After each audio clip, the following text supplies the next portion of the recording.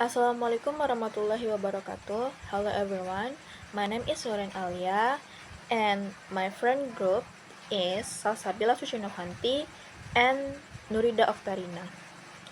Today we will to talk about the presentation and the title is The Backward Design of the Curriculum.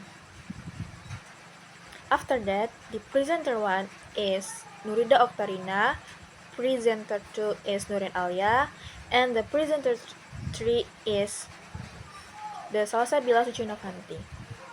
Okay, let's get started. Definition of backward design. Backward design is a curriculum development model popularized by Grant Wiggins and J. McTighe through their concept of understanding by design. Unlike forward design, which focuses on content delivery, backward design focuses on the end result, what the students will be able to do or understand after the instruction. The logical flow is output or result, evidence or assessment, and input or learning activity. And the slide 3, I will to talk about the process of backward design. Stage 1, identify desired result. Instead of making, what topic should I cover? The teacher asks, what should students know, understand, and be able to do by the end of the unit? It focuses on enduring understanding or concepts that stay with the student long after the course and essential question. And stage 2, determine acceptable evidence. The teacher plans the assessment before planning the teaching activity. How will we know if students have achieved the desired result? What authentic evidence will show their understanding?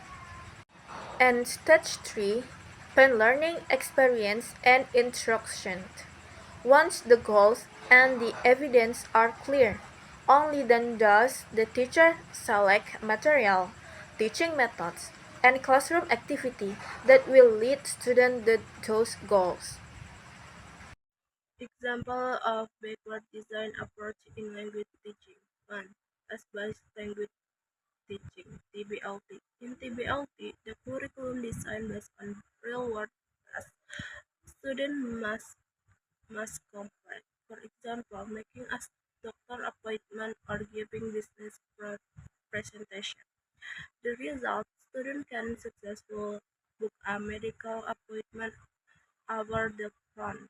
The evidence are role-play assessment where the student interact with a receptionist. The activities: learning vocabulary for symptoms, teaching polite requests, and listening to sample calls. Conclusion. Backward design is that effective curriculum development must begin with a clear definition of the desired learning outcome rather than the content itself. This approach shifts the focus from what the teacher covers to what the student actually uncovers and masters. By establishing assessment criteria before planning instructional activity, educators ensure that every lesson is purposefully aligned with real-world competence.